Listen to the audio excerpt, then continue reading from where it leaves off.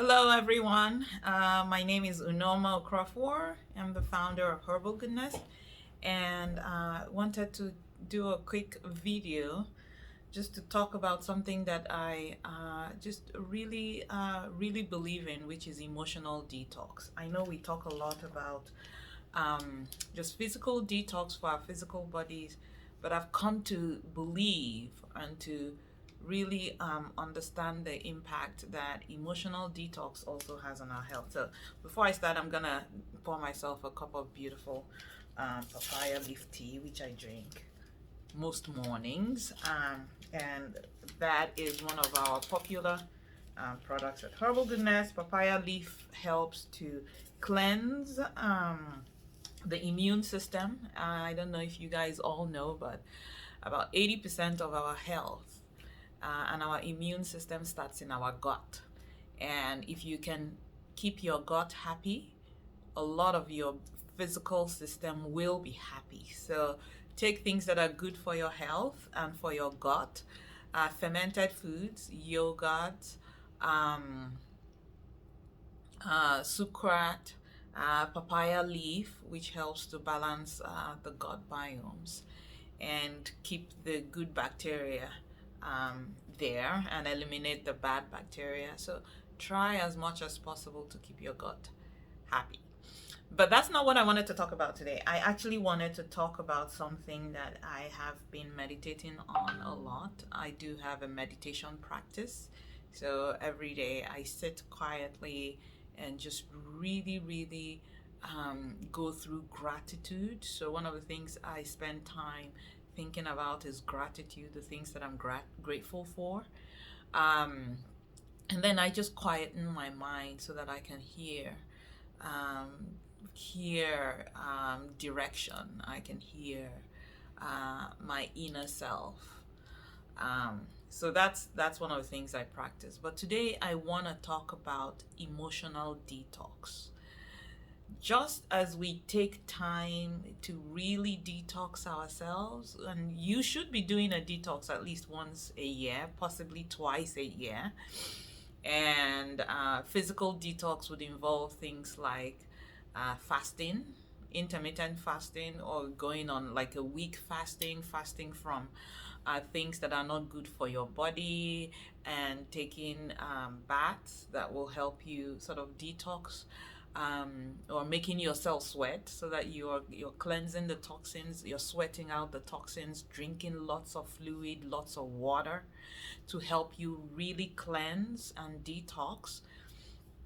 Um, so there are things you can do to detox your physical body and let your digestive system rest and flush out your entire digestive system so that it can kickstart it to start working well. Um, so just as there are things you can do for your physical detox, there are also things that you should be doing for your emotional detox. The truth I've come to believe is that our emotions actually impact our physical health even more than we are aware of. And if we are dragging around emotional toxins or emotionally toxic people, then they weigh us down. One of the key areas I really wanted to talk about in terms of emotional detox is taking a look at your relationships. Taking a look at your relationships. You all don't mind my hair that is flying off. But taking a real look at your relationships and doing a couple of things. One key area for emotional detox is forgiveness. I don't know if you've heard this before, but forgiveness is something you do for yourself, not for the other person. Dragging around the emotional burden of anger and bitterness and resentment it's like taking a pill toxin and hoping that somebody else is affected. Unforgiveness is one of the most damaging, emotionally toxic things we can take or allow. And I know that this isn't easy to deal with, but that is one of the key areas you should look at and ask yourself, are there people that I need to forgive, living or not, that I need to release? Because that unforgiveness is such a heavy burden to carry.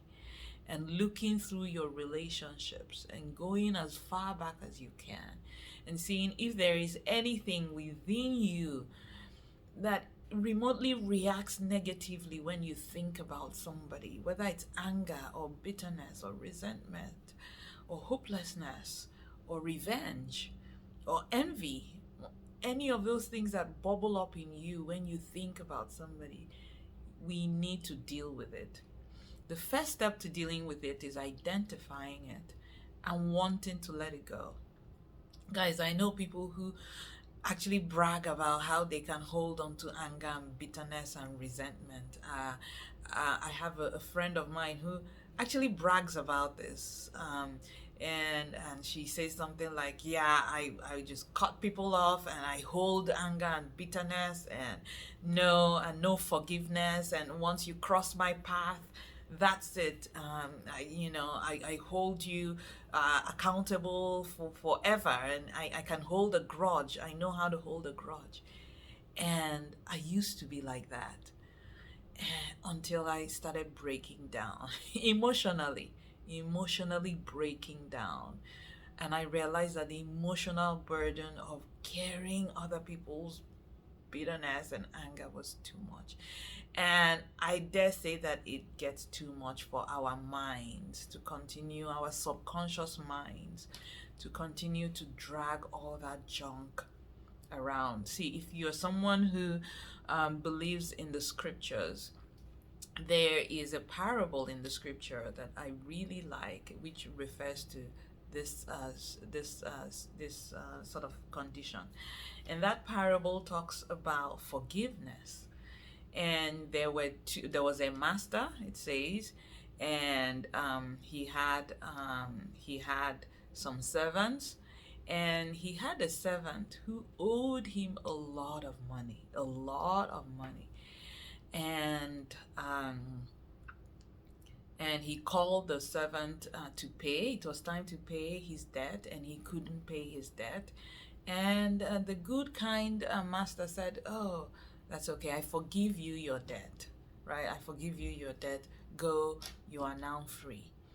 And this servant turns around, leaves, and just as he's leaving, he sees his fellow servant.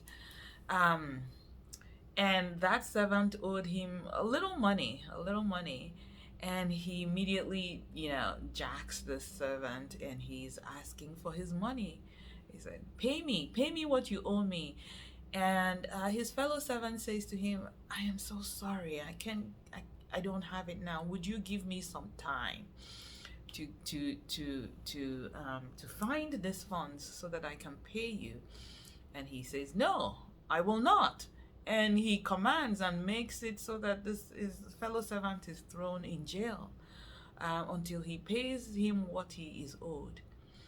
And the scriptures, this parable in the scriptures, then talks about how the master hears of this and then summons this servant and calls him, a wicked and ungrateful servant, and says, "I forgave you, but you could not forgive somebody else who has wronged you." And because of that, he threw him into a place where there is torture.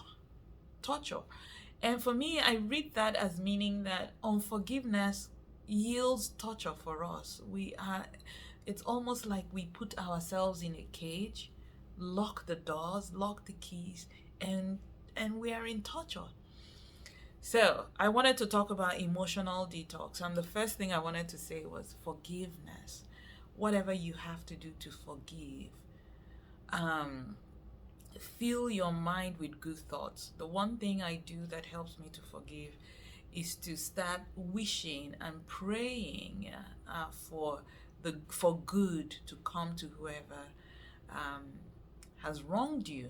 So if you, for me, it really works, because when you start blessing someone and praying for good to happen to them, to happen to their family or their children, and wishing them well, not just wishing them well, but speaking blessings, actually saying good things over them, no matter how it hurts, and saying, oh, I pray that, this person would do well in their endeavors, and that their children will be blessed, and they will live a long and healthy life, and that they will not reap the benefits of whatever they've done to me, and I release them. You physically say that, you say it to your own hearing. It starts to help you heal. Another thing you could do is healing in the place of meditation, and where you can visualize the person that hurt you or is responsible for your pain. Visualize them sitting in front of you and have a conversation. Have a conversation with them with a visualization of who they are. For me, I would close my eyes and visualize them sitting on a chair right in front of me, and I would tell them what I wished I had told them. And I would be honest and vulnerable and say, this thing you did to me, it seems like I'm strong, but I am not. It deeply hurt me. It hurt me. It wounded me. And I just wanted to let you know, I release you. I want to forgive you. I'm on the journey to forgive you. And I hope that you don't reap the recompense, and that the universe would be kind to you, and you wish them well. You visualize them sitting there, and you pour your heart and your pain out, and then you release them. So these are some of the strategies. The other thing I wanted to talk about that is really, really important around emotional detoxing is to identify the people around you who take energy away from you. So if you can start to take an inventory of your feelings and your state of mind after spending time with people, right? And start to figure out who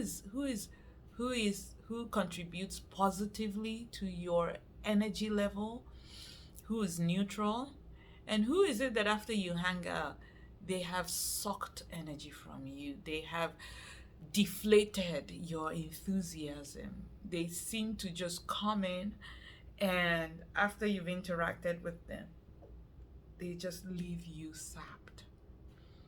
And I want to just encourage us to be more aware of the energies of people around us.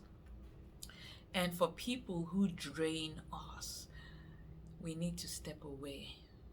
We need to step away. We need to step away. We need to protect ourselves and our energies, because we cannot do the world any good if we ourselves are depleted of energy. And we have to be aware of the people around us and our space, how our space makes us feel. So if you walk into a space, if it's disorganized, for me, if I walk into a space that is sort of dirty, filthy, disorganized, my energy level just plummets. And there are people that I hang around, and when I come back, I feel depleted. And so I know that before I hang out with them, I need to get my energy level up. And then I sort of limit the time that I spend with them, because I want to keep myself in an emotionally healthy state, because our emotions bubble out and affect our physical health.